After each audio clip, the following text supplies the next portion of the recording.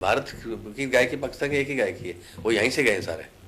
उनकी अपनी कोई गायकी नहीं है, उनका अपना कोई म्यूज़िक नहीं है, पाकिस्तान का कोई म्यूज़िक नहीं है, तो सिर्फ इंडिया का म्यूज़िक है। जो म्यूज़िक आर्ट है, it has originated from India. मुसलमान वो तो ईमान में तो वो तो गाने बजाने को तो ठीक समझते नहीं है, तो उनका कहाँ से हो जाएगा म्यूज़िक।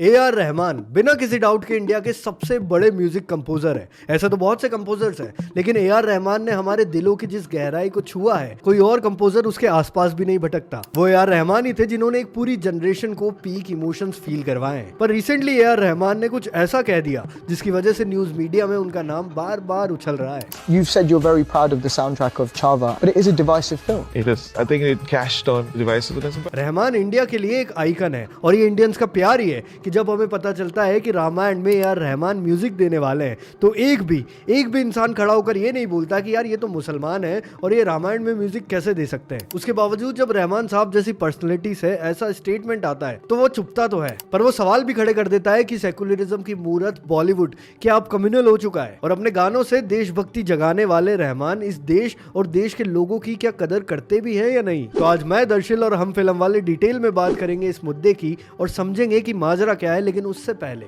हम बात करेंगे इस हरामी की जिसकी वजह से भसड़ शुरू हुई है। अबे ये बहन का लड़ा, ये जहाँ दिख जाता है ना मेरे को गुस्सा हो रहा था भाई। हारून राशिद एक ब्रिटिश पाकिस्तानी रिपोर्टर जो बीबीसी के लिए काम करता है, जिसने जानबूझकर रहमान साहब को ट्रिगर करना चाहा जिसकी वजह से वो उटपटांग जवाब दे। पहले उसने रहमान साहब के तमिल सेंटिमेंट को टारगेट किया। I can see today there's still so much discrimination that exists against the Tamil community within Bollywood as well. जवाब में रहमान साहब ने पहले तो इस पर कोई रिएक्शन नहीं दिया। I didn't get to know all this stuff. Maybe God concealed all this stuff. पर रहमान साहब शायद इस दलाल को सही से जवाब नहीं दे सके, तो मैं देता हूँ।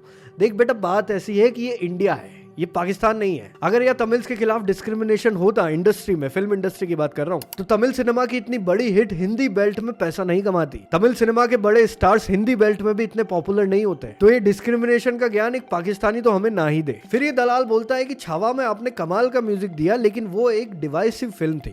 You've said you're very proud of the soundtrack of Chava, and it is a really good soundtrack, but it is a divisive film. आंखों पर उंगली फेर के जो तू ये अपना डर छुपा रहा है ना, रुक जा, पहले तेरी गुद्दी पकड़ता हूँ। छावा के फिल्म रिव्यू में मैंने छावा के म्यूजिक को लेकर ये कहा था। में संभाजी महाराज के कुछ फाइटिंग सीक्वेंसेस है जहाँ पर बैकग्राउंड म्यूजिक के अंदर वेस्टर्न म्यूजिक चल रहा होता है, तो वो म्यूजिक आने से हमें कल्चरल लैग दिखता है। वहीं इस फिल्म में ऐसा कोई भी गाना नहीं है कि ये फिल्म खत्म होने के बाद उन गानों को आप सुने या वो काफी वक्त तक याद रखे जाए, और ये एक शॉकिंग पॉइंट था मेरे लिए क्योंकि फिल्म में म्यूजिक दिया है ए आर रहमान ने। और रही बात छावा के डिवाइसिव होने की, तो यार सच को सच की तरह दिखाना डिवाइसिव कब से होने लगा? हम इतना डरते क्यों हैं सच को सच की तरह एक्सेप्ट करने में और बोलने में? इतने लोग बोलते हैं कि छावा एक डिवाइसिव फिल्म है, लेकिन वो एक इंस्टेंस, एक ऐसा सीन नहीं बता पाते जिस वजह से वो छावा को डिवाइसिव फिल्म बोल रहे हैं। औरंगजेब की एट्रोसिटीज को दिखाना डिवाइसिव है, या औरंगजेब संभाजी महाराज को कन्वर्ट करना चाहता था लेकिन संभाजी महाराज का वो एक नाखून तक कन्वर्ट नहीं कर सका था, ये बताना डिवाइसिव है? शायद इनके हिसाब से संभाजी महाराज एंड में कन्वर्ट हो जाते तो वो डिवाइसिव ना होता। और मुझे बुरा लगता है कि ये दल्ला तो चाहता ही था इस फिल्म को डिवाइसिव प्रूव करना,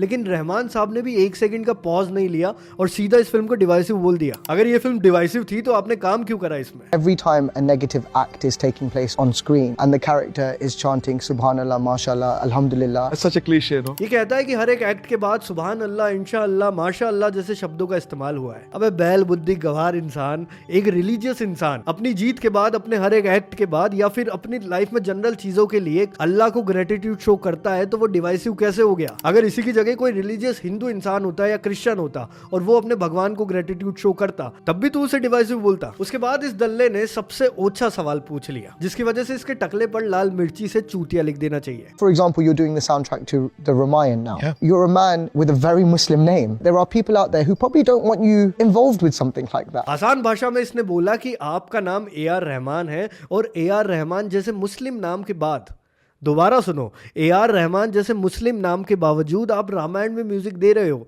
ये भारत में बहुत से लोगों को पसंद नहीं आएगा। नहीं, मैं गाली नहीं दे सकता। नहीं, गाली नहीं देना। अब फैमिली देखती है, वरना मैं ऐसे गाली दूं, ऐसे गाली दूं ना, जिंदगी भर याद रखेंगे बड़े। मैंने ये पहले भी बोल दिया है, वापस सुन ले, ये इंडिया है, ये पाकिस्तान नहीं है। यहाँ पर रामायण एक कल्चरल थिंग है और हमारे देश में चाहे जिस भी कम्युनिटी से वो इंसान आए, वो जानता है कि इस धरती पर रामायण की क्या अहमियत है, उसकी क्या वैल्यूज है। एक मुस्लिम के रामायण में म्यूजिक देने होने से इंडिया में उतने ही लोगों को दिक्कत है जितना पाकिस्तान में पढ़े लिखे लोग हैं। इनफैक्ट रहमान का रामायण का हिस्सा होने पर या इवन हैंस जिमर का हिस्सा होने पर एक भी इंसान ने शोक नहीं जताया, जबकि एक मुसलमान है और एक ज्यू है। हमारे यहाँ इस चीज की एक्सेप्टेंस तुम्हारे यहाँ से कहीं ज्यादा है, तो इस पर ज्ञान ना दो, रिसर्च करो।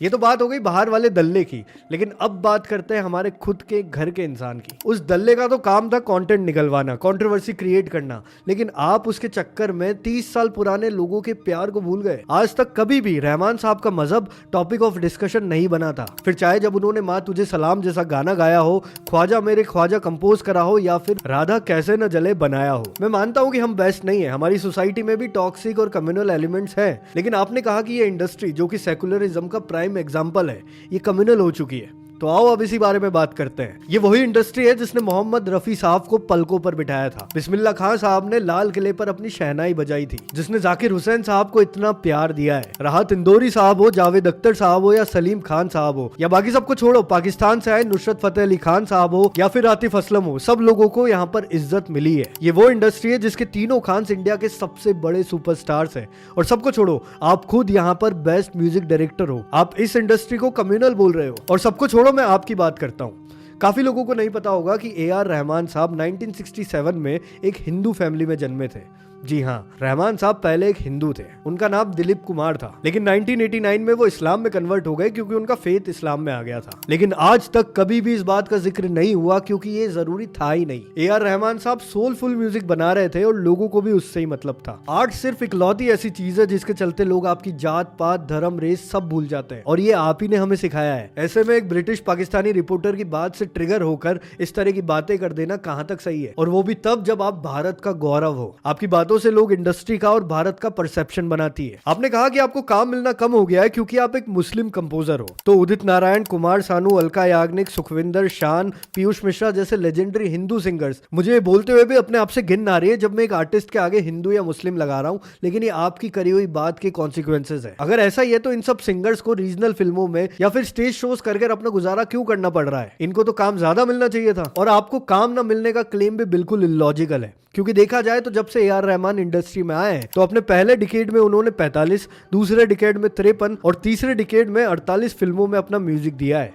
2020 से 26 तक उन्होंने 48 फिल्मों में अपना म्यूजिक दे दिया है। अगर काम नहीं मिल रहा होता तो ये नंबर इतना बड़ा नहीं होता, जबकि उनके कंटेम्प्रेरीज की इससे आधी फिल्में हैं। पता है क्यों? क्योंकि वी लव योर म्यूजिक। रही बात इंडस्ट्री में काम न मिलने की, तो इसका रीजन बिल्कुल उल्टा है। अमित त्रिवेदी, शाश्वत सचदेवा, अनिरुद्ध, अजय अतुल, ये वो कंपोजर्स है जिनका म्यूजिक नई जनरेशन के साथ ज्यादा रेजोनेट कर पा रहा है। तुम खुद सोचो, रहमान का आखिरी ऐसा कौन सा गाना था जो तुम्हारे जहन में अटक गया हो या बहुत ज्यादा पॉपुलर हुआ हो? या रहमान ने ऐसी कौन सी फिल्म में म्यूजिक दिया था जिसका म्यूजिक बहुत पॉपुलर हो गया? इसके opposite beds of Bollywood, Dhurandhar, metro इन दिनों, कुली, A26 और न जाने ऐसी कितनी फिल्में हैं जिनका म्यूजिक ज्यादा वायरल हुआ। आगे आपने छावा को डिवाइसिव फिल्म बोल दिया। ट्रू हिस्ट्री को दिखाना डिवाइसिव फिल्म हो गया, कमाल है। और ये बातें इनको सालों में ही ज्यादा उड़ने लगी है, क्योंकि आपने जोधा अकबर में भी म्यूजिक दिया था और इस पूरे देश के लोगों ने उसको काफी एंजॉय किया था, जबकि उस सेम फिल्म में मुगलों को ग्लोरीफाई करके दिखाया गया था। उस फिल्म के इंट्रोडक्शन में जो वॉइस ओवर था वो अगर मैं तुम्हें बताऊं तो तुम्हें शर्म आ जाएगी। उसमें कहा गया था कि ये भारत भूमि है, यहाँ काफी इन्वेडर्स ने नजर डाली, इसको लूट कर ले गए, लेकिन फिर यहाँ पर कदम पड़े मुगलों के, जिन्होंने इस देश को अपना घर बना लिया, इस देश को अपना प्यार दिया। कैसा प्यार दिया था सबको पता है, मेरा मुंह मत खुलवाओ। और रहमान साहब को भी ये समझ आ गया था कि उनसे ये गलती हो चुकी है, तो उन्होंने एक वीडियो बनाकर माफी भी मांगी। I understand that intentions can sometimes be misunderstood, but my purpose has always been to uplift and serve through music. मैं रहमान साहब से सिर्फ इतना कहना चाहूंगा कि हमारा जो आपके लिए प्यार है वो धर्म के दायरे से परे है, और जो बाकी लोग भी आपको इस बात के लिए क्रिटिसाइज कर रहे हैं वो भी अपनी मर्यादा में रहकर ही कर रहे हैं, क्योंकि आपके लिए इज्जत और प्यार हम सबके दिलों में है जो आपने खुद ने कमाई है। ऑडियंस आपके काम से कनेक्ट करती है, आपके नाम से नहीं। आपका काम आपकी कौम का मोहताज नहीं है। हम मिलते हैं अगली वीडियो में।